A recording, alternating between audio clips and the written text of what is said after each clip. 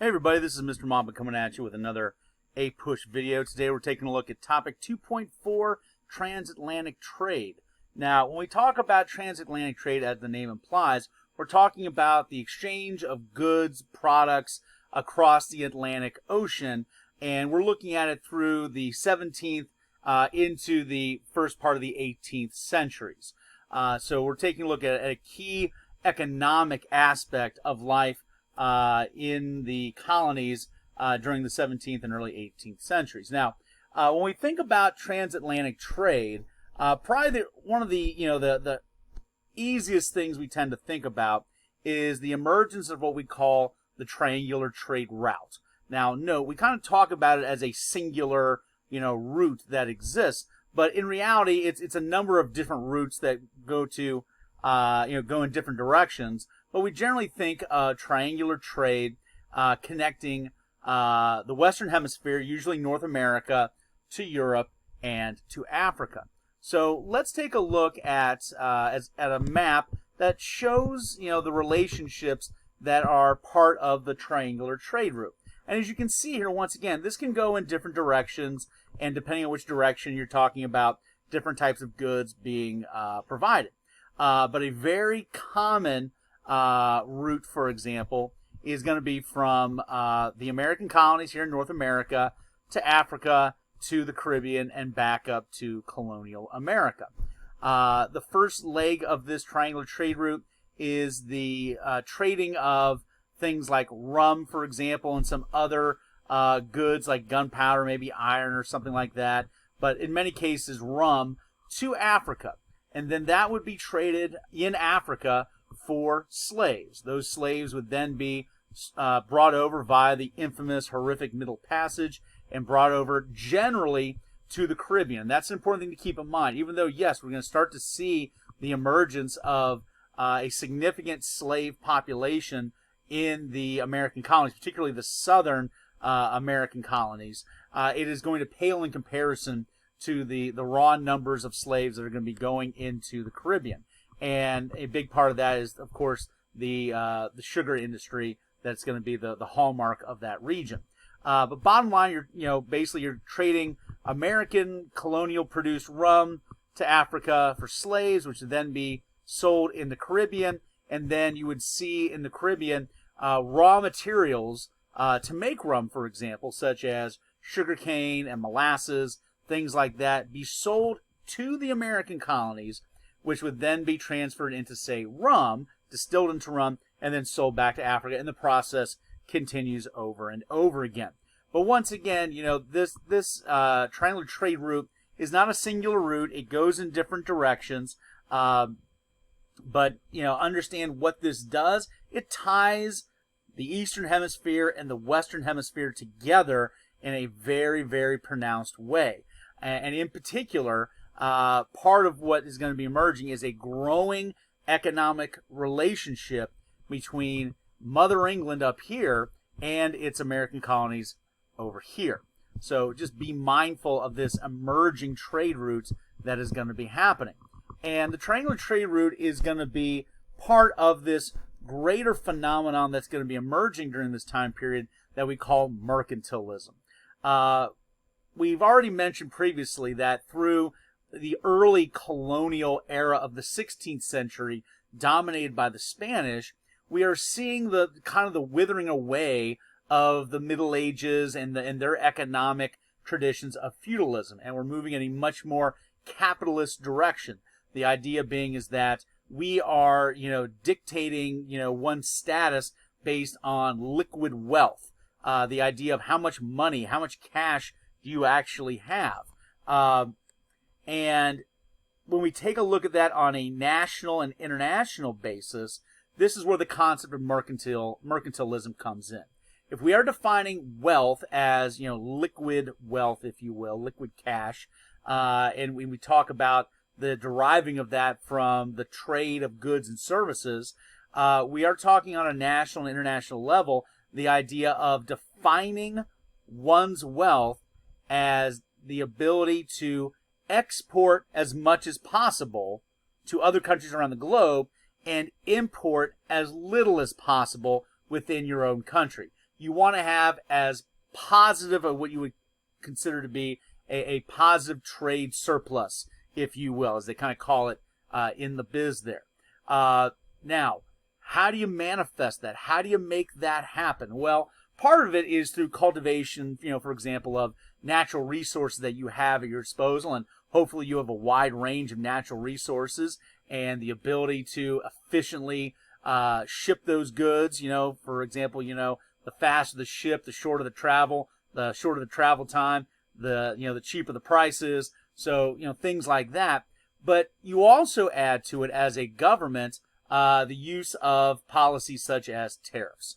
Once again, for those of you that are not familiar, a tariff is a tax on imported goods. And so the idea being is that as a government, if you're focusing on trying to have as large a trade surplus as possible on the global stage, you want to do everything in your power to help your homegrown domestic businesses and at the same time hurt your foreign competition.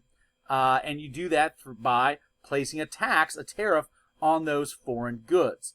Remember, consumers are, almost always what we would call rational shoppers at the end of the day. The idea being is that if you are offering somebody, two different items that are essentially the same in terms of style and quality and all that kind of stuff, and one is more expensive than the other, the rational consumer, which we almost always are in these situations, is going to choose the cheaper product. So you are trying to create a situation through a tariff of making that foreign-made good more expensive, thereby increasing the chances of your domestic business to profit. So that goes along with that.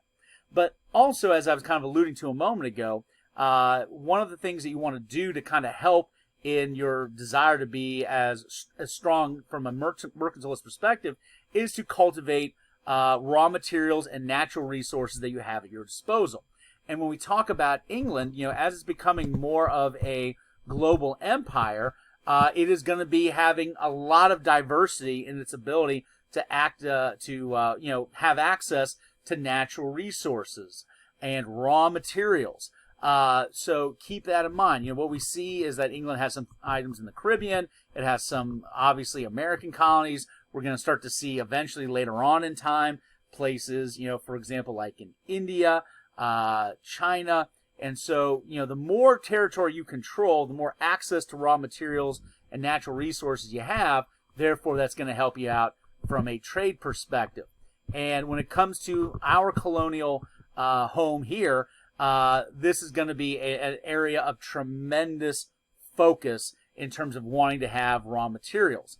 And so the idea being is that, looking back at this map once again, if you're looking at the colonies, for example, you want to have access to things like lumber. You want to have access to things like silk. You want to have access to those raw materials, which you then can turn into what we would call finished goods or finished products. The idea being is that you can take timber that is harvested in, say, New Hampshire, ship that to England, have that be converted into a piece of furniture, and then be able to be sold on the global market. You can take that silk that is produced, in the colonies, ship that over to England, have that converted into a shirt, and then sell that on the global market. And so the general understanding is, over time, that as a mother country like England, you start to believe that your colonies exist in part to feed the economic demands of you as the mother country. So in other words, the colonies serve to enrich you as the mother country.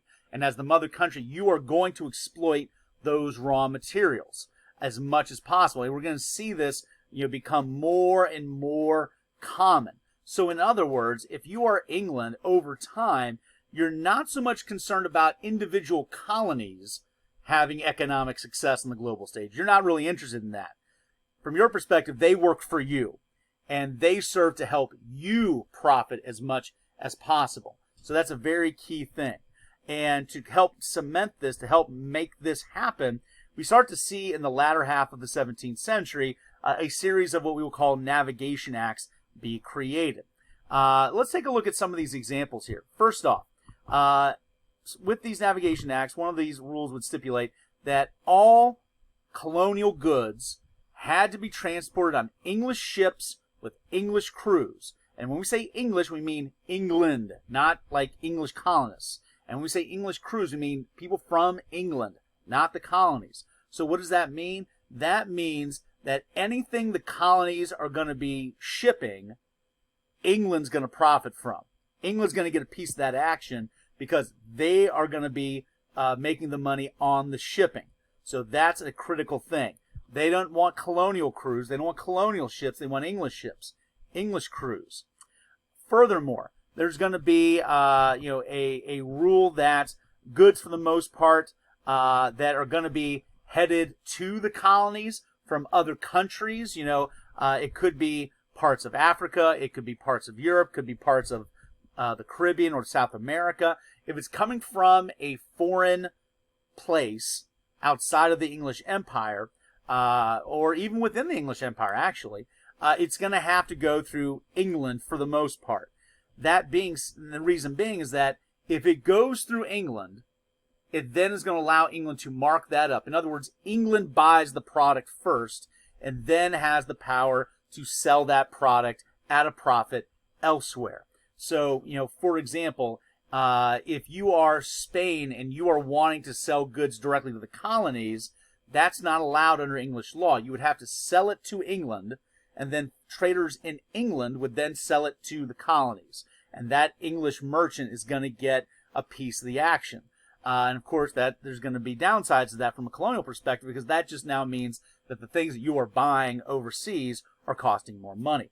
And for some specific industries regarding things that are made in the colonies, like, say, tobacco, some of these, what they called enumerated items, could only be sold in England, period. That, in other words, if you are someone that is in Virginia and you are trying to sell tobacco on the open market, the open global market, that is not allowed. You could only sell it to England. That is it. And, that can come with, obviously some issues. Yeah, you got a guaranteed buyer in England, but if you only have a singular potential buyer, you're not the one setting the price. It's the buyer that's setting that price. And note, England is not going, England's going to certainly lowball you as a tobacco farmer, for sure. So understand that there's already a clear distinction emerging economically between England and its colonies. They don't view themselves as all part of one singular thing, but England views that these subordinate colonies exist to help the mother country, England, make as much money as make as money as possible. And England, as a mother country, has very little concern or interest as to whether or not the individual colonists are profiting. And so that's an important thing to kind of keep in the back of your mind, is that over time, as this becomes kind of more common, there's going to be more of a sense by many of these colonists that, like, hey, I'm English, but it doesn't seem like the English government is putting my needs on the same level as their needs. It's almost like you're being told you are a second-class economic citizen as a businessman, as an entrepreneur in the colonies. Okay, and we'll get into some of the more specific impacts of these navigation acts next time. All right, we'll see you then.